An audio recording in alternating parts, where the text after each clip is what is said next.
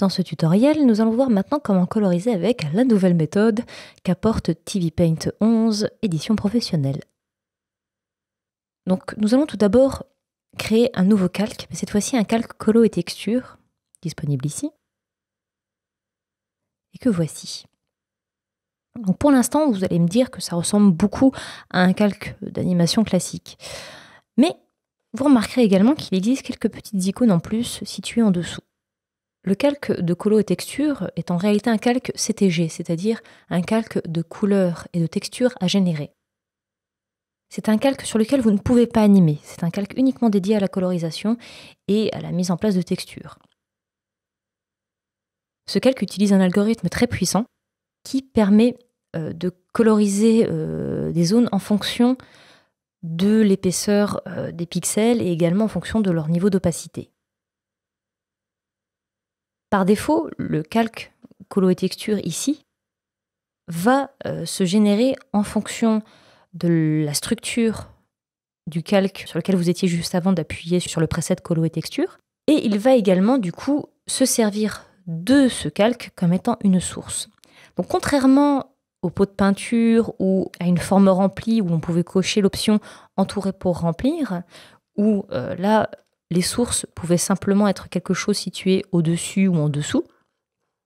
Ici, dans les calques CTG, la source est un calque que l'on choisit, directement en cliquant ici. Il est possible de choisir plusieurs sources, ce qui est très intéressant, notamment en animation. Très souvent, on a un calque pour l'animation clean, c'est-à-dire avec les contours noirs, et plusieurs calques pour délimiter notamment les zones de lumière et les zones d'ombre.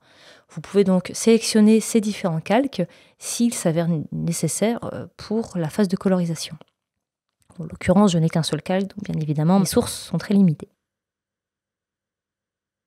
Avec ce calque, dès lors que je dessine un petit trait, donc je ne dessine pas, mais en fait ça va automatiquement m'appliquer sur une zone définie.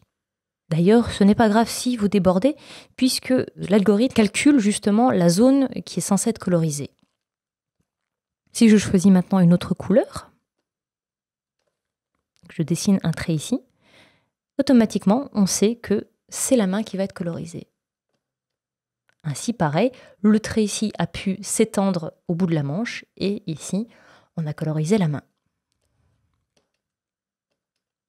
L'avantage de cet outil, c'est que déjà, il évite automatiquement les zones de vide. C'est-à-dire que contrairement au pot de peinture, il arrivait des fois que l'on ait des trous parce que la ligne était trop épaisse entre deux zones remplies. Ici, automatiquement, la plaque de couleur va se coller à la plaque de couleur qu'il y a juste à côté. Pour vous montrer, voilà, je vais montrer le contenu du calque et zoomer dedans. Voilà, vous pourrez remarquer qu'il n'y a pas de zone vide et que d'ailleurs, il n'y a pas d'anti-aliasing, il n'y a pas de lissage. Les aplats sont crénelés, ce qui s'avère très pratique, notamment en post-production. Le calque CTG est très puissant puisqu'il peut notamment s'adapter à la source. C'est-à-dire que dès lors que la source va être modifiée, la plaque de couleur va suivre le changement. Ainsi, si par exemple je décide que le personnage son nez par exemple ne me convient pas, j'aimerais lui faire un nez un peu plus gros, je vais me replacer sur le calque d'animation.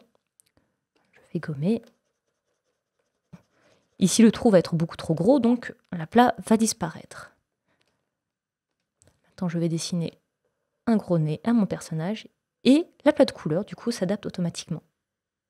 Lorsque nous sommes sur le calque CTG, vous remarquerez que bon nombre de fonctions ici sont grisées, car elles ne font pas de sens. Ce calque n'est pas un calque d'animation, donc les outils qui sont à votre disposition sont assez limités.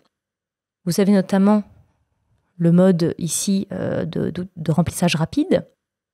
Tout simplement, c'est ce petit gribouillis qui fait que l'on va coloriser une zone et une autre au fur et à mesure.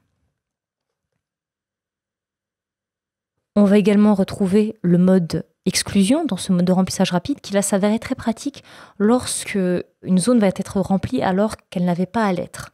Mettons par exemple que je ne souhaite pas remplir l'intérieur de l'œil. Alors, je pourrais très bien effectivement mettre du blanc et puis hop, voilà, ça remplit en blanc. Mais je pourrais aussi utiliser ici le mode exclusion de façon à ce que ça ne colorise pas à l'intérieur de l'œil, que ça le laisse transparent. Et il existe également le mode gomme qui tout simplement va gommer un petit gribouillis et qui du coup va laisser du coup le champ vide.